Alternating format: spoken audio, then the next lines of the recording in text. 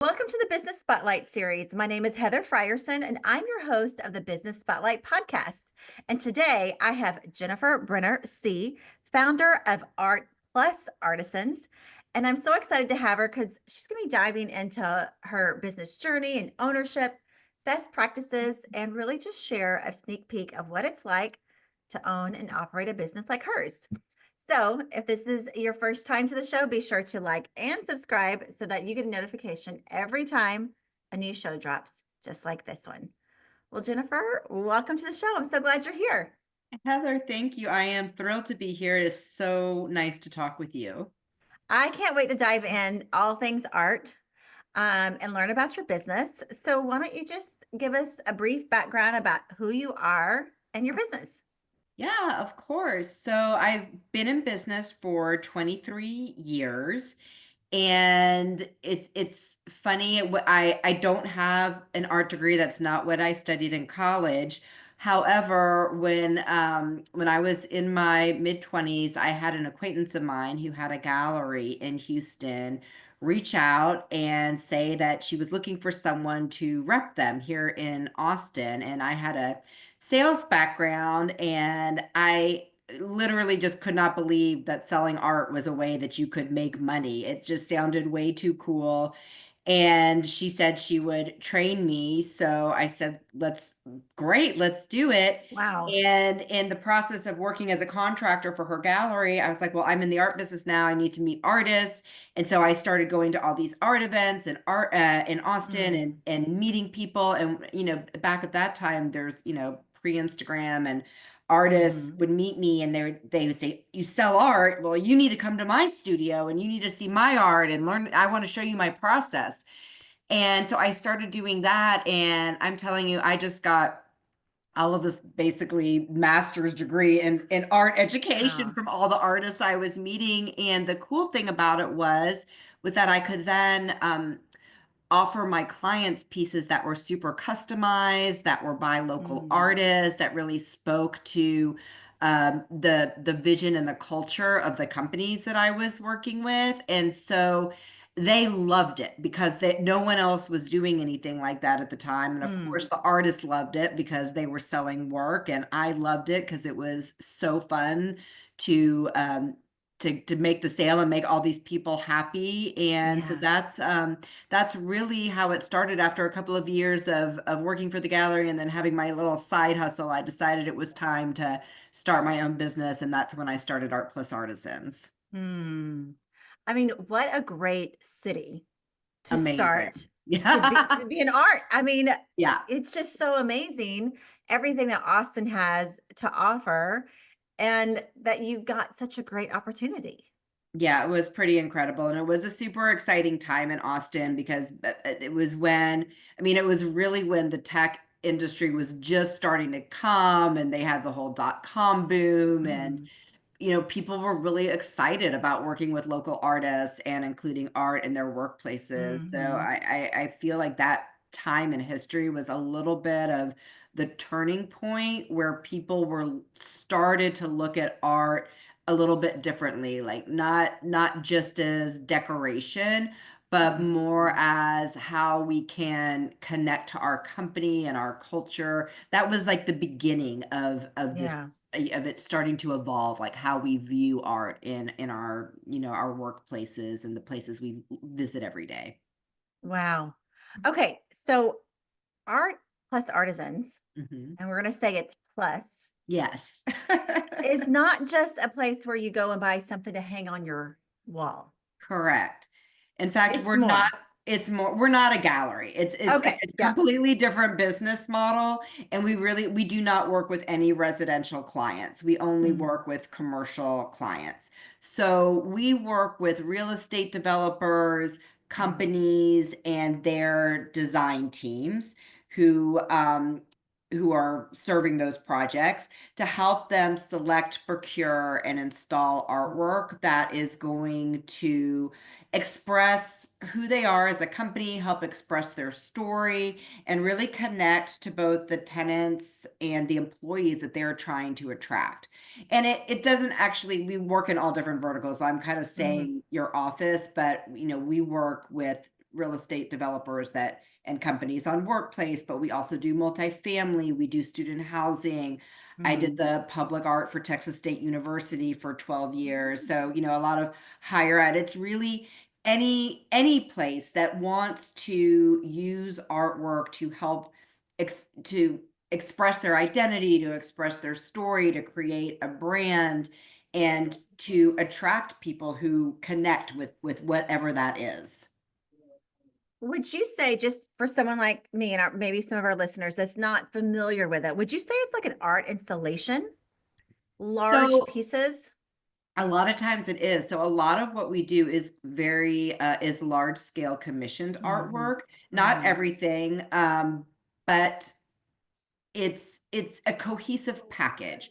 So for Mm. example, if there is a company that's moving into several floors of a building downtown, or it's a multifamily tower and they're going to have a lobby and there's going to be, several floors of amenities, and maybe there's 50 floors and every floor is going to have a residential lobby.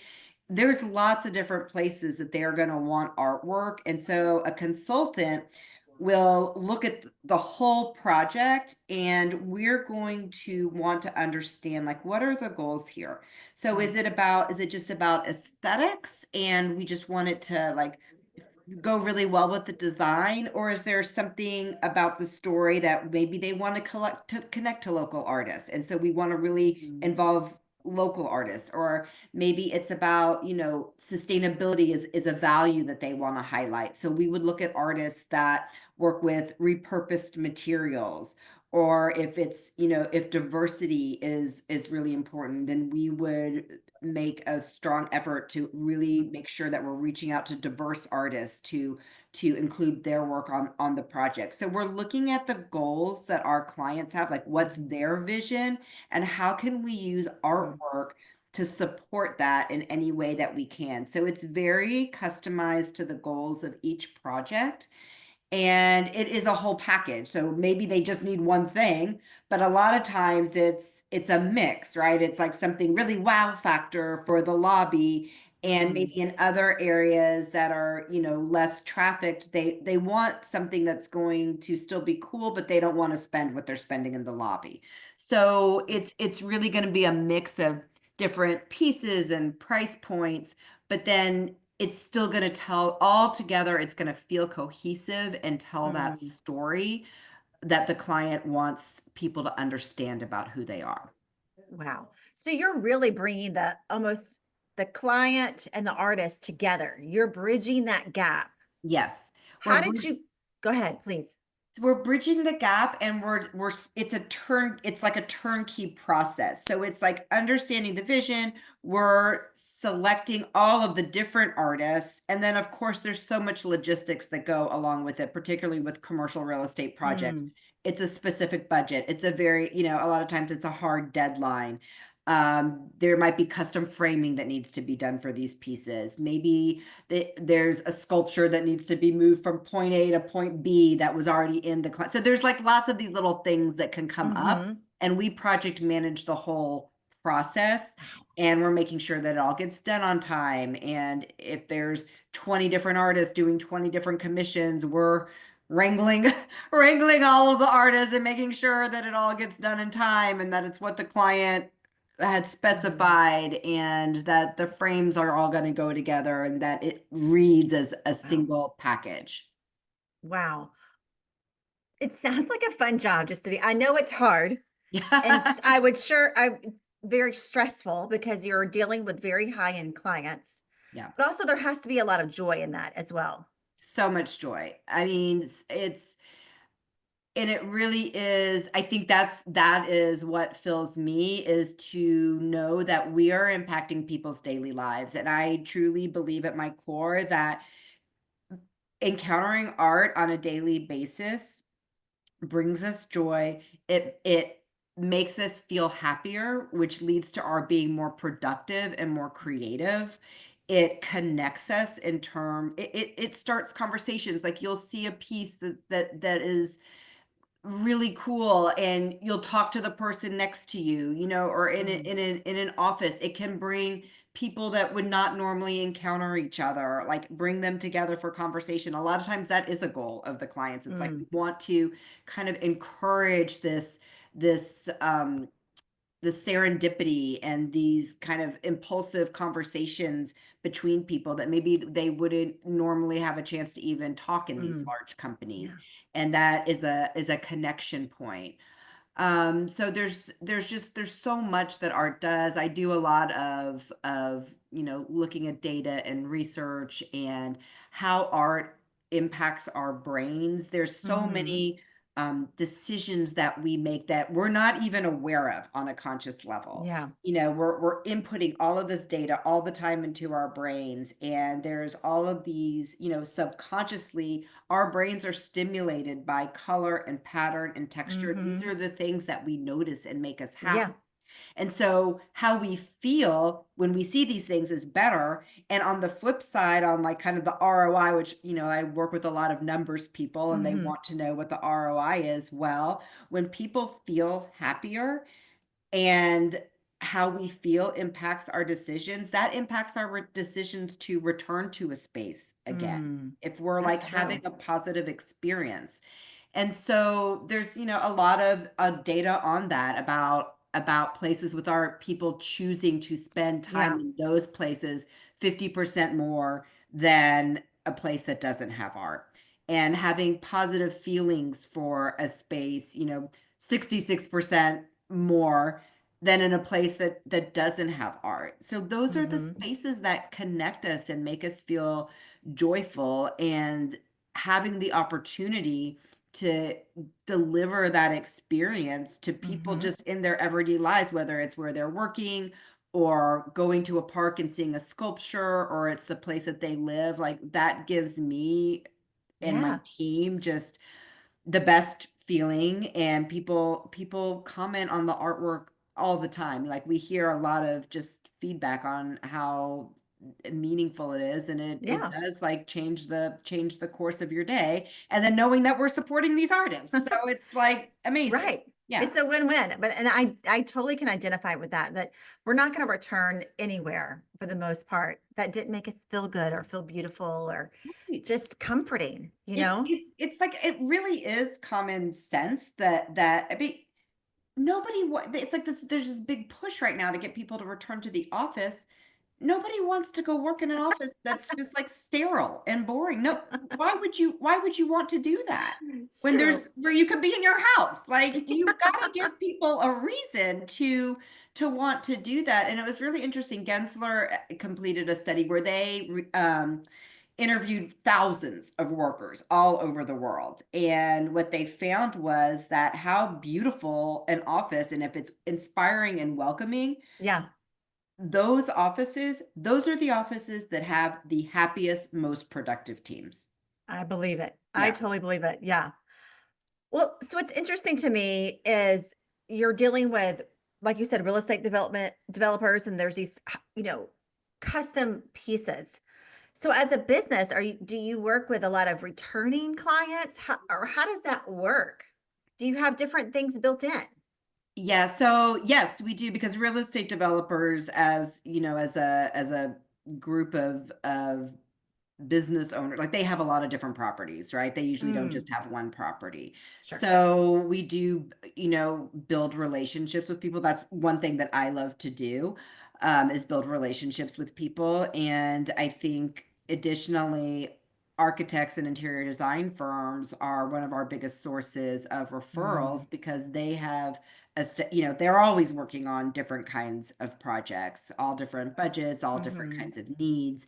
And so I think once you can prove to people that you are going to do what you say that you do, Yeah. and you deliver, they're going to want to work with you again. So, Hmm. developing those relationships is wonderful. And then we do have a lot of end user companies that law firms that have offices in all kinds of different Mm, locations, or that, are going to be somewhere for 5 years, but then they're going to move again and they come back. So yes, I mean, I think that most of our business honestly is referral and repeat. wow. Hmm. Wow. I want to talk a little bit about your team and Sure. because this is very selective, right? In the Yeah. sense you have to have a skill set, which all businesses do. So I shouldn't say that. Maybe I'm just identifying that I don't have the skill set. I don't know. How do you go about developing your team Yeah. with, yeah. How do you, yeah. Yeah, that's a great question. So it's funny. I I am so grateful for my team. For one thing, I told you I do not have an art background, but everyone on my Mm, team does. So I always mm-hmm. tell them they're so much better at art consulting than, like in the trenches than Mm-hmm. I ever was. Um, they have a mix of skill sets. I am a huge believer in professional development and continuous education for my team. I think that's what keeps people engaged. I think it helps develop them as people in their own lives and careers, Mm-hmm. and it benefits my company and it benefits our clients. So it's like everybody wins from continued professional development. And so I encourage and pay for my team to get certifications that I think are going Okay. to be useful for both our clients and for them. So several of our team members have their PMP certification, which is the Professional Project Managers certification. Our creative director is an interior designer and a PMP and lead cert. Like she's got all the certifications. Yeah. But it's really important because she understands how these projects work from lots of different Mm, perspectives and angles because she's been in all of those different roles. I have members on my team who are lead certified, who are well certified, all of mm-hmm. these things that are important to our clients and to our interior design firms. And we also, have one of our team members is a certified appraiser, which comes in when Mm, clients are a lot of times they might be moving from one space to another and they want us to come in and evaluate their current collection to see if there's anything here that yeah. has value that they should bring with them, or maybe there's something that they should sell. So those we do get asked from time and again to move a sculpture from point A to point B. So Mm, having those kinds of people on staff who are really experienced is very helpful. And I do think that, of course, everyone's got an art degree, and most of them have masters. Some of them have worked at Christie's and the kind of all of these big mm, art places, so they understand the language of art. But I think to really be successful in this role at Art Plus Artisans, it's not just an art background, like it because mm. we work on so many construction projects. So it's Okay. really key to understanding like how construction projects work, how do we advise our clients on the best time to bring us in, and when they need to be thinking about lighting or structural Mm, support, and who we need to be coordinating with to make sure we're asking the right questions. I mean, installing a sculpture hanging from the ceiling or a large interactive piece yeah. that's going to be outside, like there's a lot of people involved in those kinds of installations, and Right. we're the one coordinating all of the different people to come together to make sure the installation is going to be smooth and that everything is in place at the Mm, proper time during the construction process, so that it's most cost efficient for the client, so that they're not having to go back after the fact and rip out walls or dig up yeah. concrete or move electrical around. You want it to be really seamless. And so I think the experience that my team brings is Mhm. understanding that process in addition to having these extensive art Wow. backgrounds. So you're right to say that it is like kind of a rare skill set, For and not sure. not everyone comes to us exactly with that, but that's why I believe so heavily in the professional development and Mm, the training mhm. and the mentorship, so Right. that we can so that we can bring them up Yeah, and make sure that they can develop the skills that they need to really that's be right. successful. Well, as an action coach person, I'm all about coaching and Yeah, developing. And so it's so important to develop your team. And 100%. you said continued education. It never should never stop, right? We're always learning, we're always growing. How many team members do you have at this point? Yeah, there's 10 of us. Wow. So which is, yeah, it's super exciting. We have 6 people on the project management team. And just going back to what you said about coaching, I am a huge believer in coaching Yeah. too. I've coaching has changed my life and changed my Yeah. business, and I've had a coach consistently for at least 10 years, if not Yeah. longer. And I also make Congratulations. That's I know. awesome. And it's been different ones, along Yeah. the way, and they Sure. all like have brought so much value to me. My coach now is such a unicorn because she used to be the CEO of a 100-person art consulting firm. Oh, wow. And we became friends at that time because she reached out on LinkedIn and she's like, "Hey, this is what I love about women.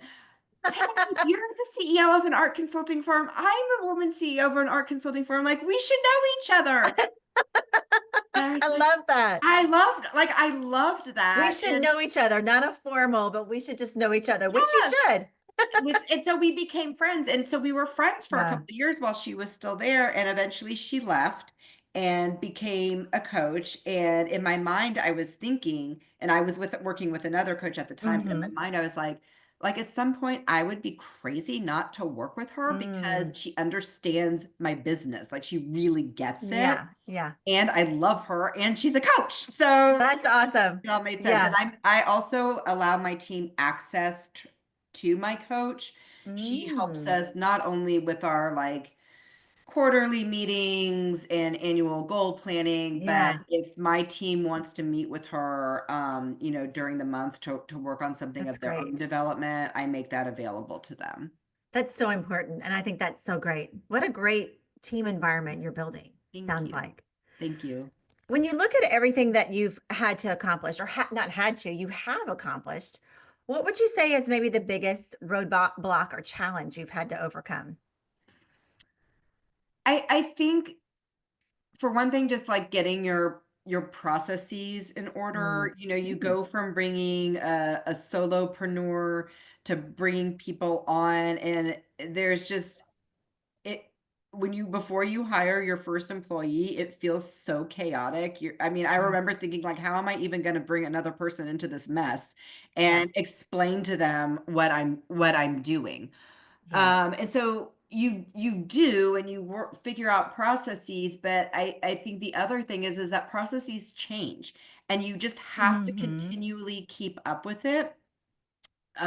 Because as you grow from a 1 person to a 5 person to an 8 person to a 10 person Yeah. company and beyond, and when you're dealing with small projects that have a $10,000 budget, and then all of a sudden you're dealing with projects that have 6 figure and then 7 figure budget, like what needs to happen to make those projects successful Mm-hmm. changes, and you cannot rely on the processes that you had when you were a smaller company Mm. as you grow. So you have to be adaptable and keep up with it. And so I think that sometimes there's been a couple of times when we were caught off guard. It's just like, oh my God, like we need to figure out this accounting Yeah. process, or we need to figure out like how we're servicing a client that's this much bigger than what we've done previously, because Mm-hmm. what we were doing previously, there's gaps. And so, that's part of the learning experience, but trying to stay ahead of it, Mm-hmm. and I think is a big thing, is key. Like try to Yeah. stay ahead of it so you're not like falling short with your Yeah. clients. And then I think the other thing that I have found that is just always challenging is like the cash flow versus the number of team members that you have, Mm-hmm. and finding the right timing Yeah. on when do I need to hire another person compared to the workload compared to the cash flow, and making, just like the timing of that can be tricky. That's really good advice, I think. Yeah. Especially like I think of contract to contract almost, right? Yeah. And not knowing, I mean, that's a lot of companies, not knowing if you're going to have, like you said, a seven-figure client this year, three of those or two of those. Yeah. Do you keep artisans kind of in your back pocket and as a call-in basis? So we do not own any artwork. So it's not a matter of like the artwork is project to project, but it's like time, it's just like Mm, so it's not the artisans, it's who I would hire as a project yeah. manager if we got a Mm, really, if we got two huge projects at the same time and I felt like we needed to add a member to yeah. our team. And I do think that that's like I am always talking to people, interviewing people, working my network. Because Mhm. even if I don't have a position right now, if I needed to add someone Sure. quickly, next week, I want to know that I have talked to a number of people that I think Mm, could potentially be a good fit so good. so that I can move quickly. And, Yeah. where that dovetails into is just having a really strong network Mhm. for a million different reasons, and hiring being one of them. Yeah. That's good. It's really good. What has owning this business, what has it allowed you to do on a personal level? Kind of like, what's your why? So it's so funny. I've never had a big like a really a big corporate job, and so I think my why and why I like to be an entrepreneur is one, the flexibility that it gives me just to create my own experience of what I want my life to look like, and not to Mhm. have anyone really telling me, no, you can't do that. And I am also a person that loves learning, and I'm always kind of drawn to different learning opportunities that I think are going to bring me new experiences, whether it's coaching, or a cohort that is interesting to me, or a class that I want to take. Mm, And I know people that work for great companies, but they're going to go to ask to get to do that, and the answer is going to be no. mm. And I like that my work has allowed me the freedom to pursue my own my own Yeah. within development. I think that is a luxury. I mean, the flip side of that is running your own business can be super super stressful, and it's hard to go on vacation and truly, like, Mm, disconnect and not have, like, an ear into what's going yeah. on and feel like you can really tune out. And I feel very responsible for taking care of my team and making sure that everyone has a good life and that we have the cash flow to do Mm, it. And, so that there's a lot of weight that comes on the shoulders of yeah. being the business owner. And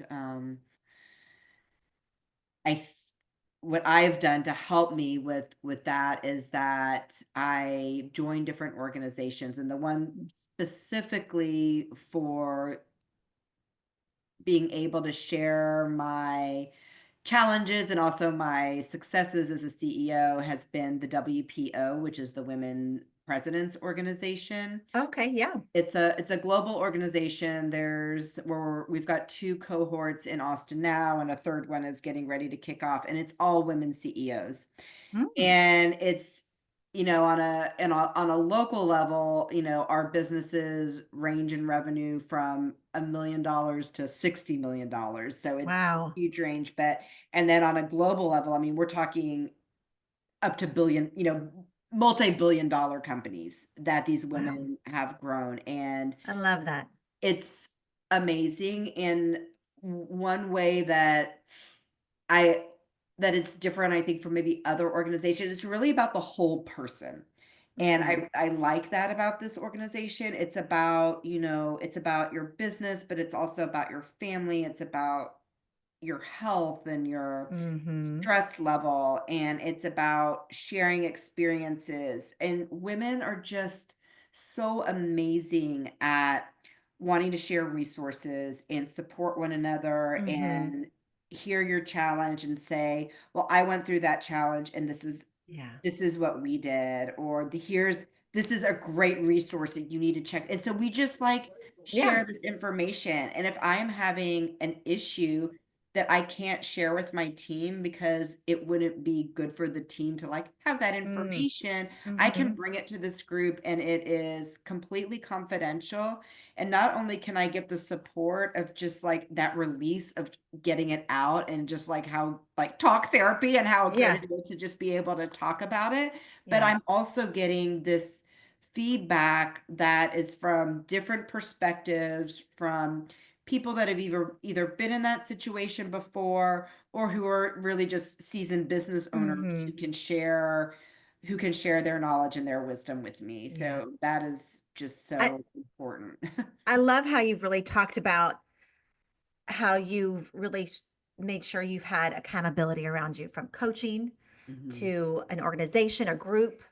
Um, and I think that speaks a lot to your success to not only building a team that you pour into their education and development, but you're making sure you're doing your own through coaching this women's association. I think that speaks a lot to why you're so successful.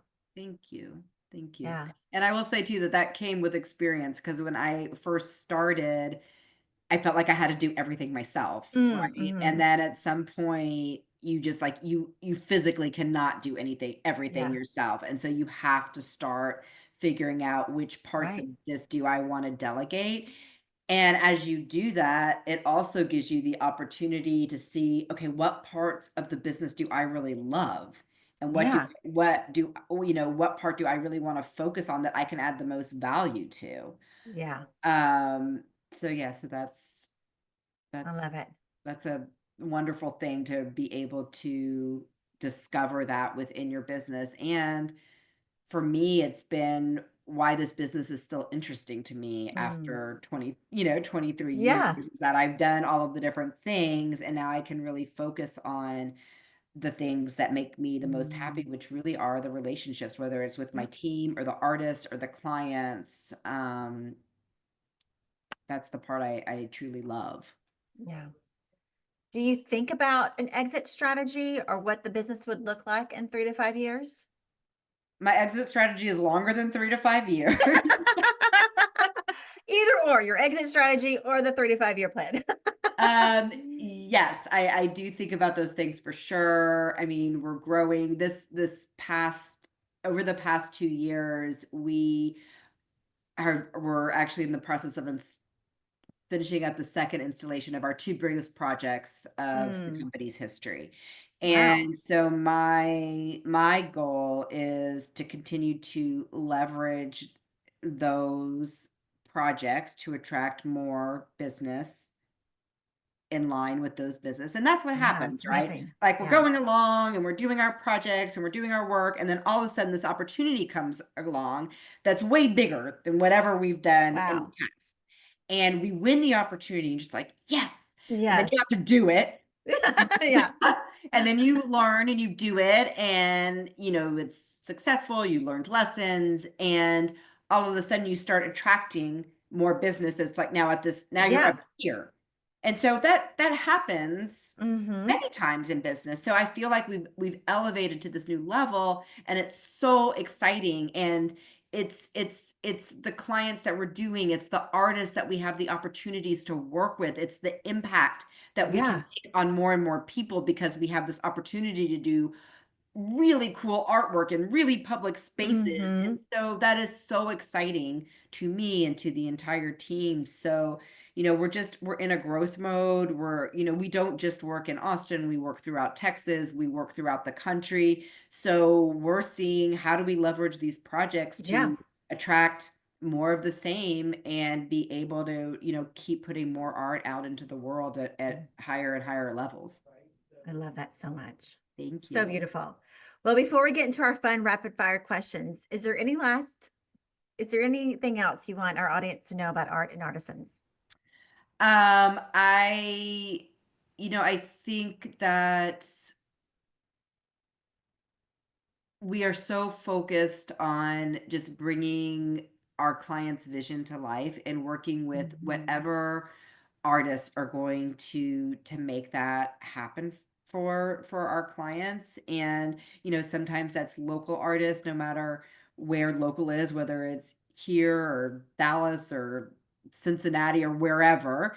Yeah. And sometimes they want international artists. So I think the joy is really just understanding the needs of our clients, and then how can we bring just the right artwork to Yeah. help make them shine. And no matter what the project or what the goals are, like that's what we're focused on. It's good. Love that. Well, are you ready to have some fun and do some rapid fire Let's do it. questions? All Yeah. right, let's do it. What would you say is the key to success for you? So the key to success is my network. Mm, And I wish I had understood that like a little bit earlier in my career, when I said I was still trying to do everything by myself. It took mm-hmm. me a little, I always say I'm like a shy extrovert. And I think when I was like in my 20s, I don't know, I just like wasn't getting out there. It was harder to meet people back then and to find Mm, out mm-hmm. like where people, where the organizations were that Yeah. that I should be joining. And so now I just like any opportunity I have to connect with people. I love to connect with people. I love to be able to help people. I never expect anything back. I never expect anything back. Like I will help if I can help you, I will help you. And I think that just builds this beautiful connection between people, Yeah. and it comes back to you. But there's just like your network will do everything for Mm, you if you take care of your network. that's true. And so it's just about building those relationships. You never know where you're going to meet someone Mm-hmm. incredible. And my attitude on meeting new people is to keep myself just like really present in the moment and stay really Mm-hmm. open-minded, and to lead with empathy on whatever the experience Yeah. is. And that's where great relationships start. And so when I meet with younger people, I just tell them like, don't, it's not just about work, like you have to, it's about relationships and building a network of Mm-hmm. relationships. And if you can start doing that when you're young, Yeah. like the world is your oyster, because it just builds on itself. And so It's you so should true. always, always, always be working on that and nurturing those relationships. That's good advice for everybody for sure. Yeah. All right, book or podcast. What are you reading or listening to right now? Okay, so the book that I will always say business wise that I absolutely love is Good to Great by Jim Collins. Mm-hmm. I have read it numerous times.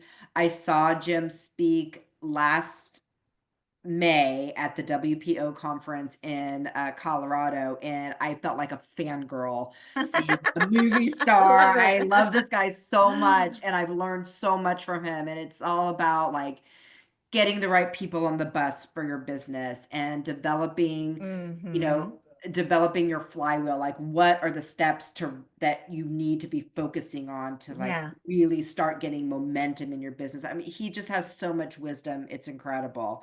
And the podcast that I am really listening to right now has nothing to do with business, but it's the telepathy tapes. Have you heard of this one? No, I mean, it's blowing my mind. It is about this woman who started on this journey talking with families who have autistic children that are mm, severely autistic and non-speaking, and that mm, these kids are mentally able to communicate with one another. And I know it sounds outrageous, but I am telling you, my amazing. whole worldview has kind of been changed from Mm, listening to this podcast. So telepathy tapes, really, really fascinating. wow, that You is get into the fascinating. whole world of consciousness and very deep Yeah. that I know we don't have time to go into, but it is Maybe very, another very another show for intriguing. sure.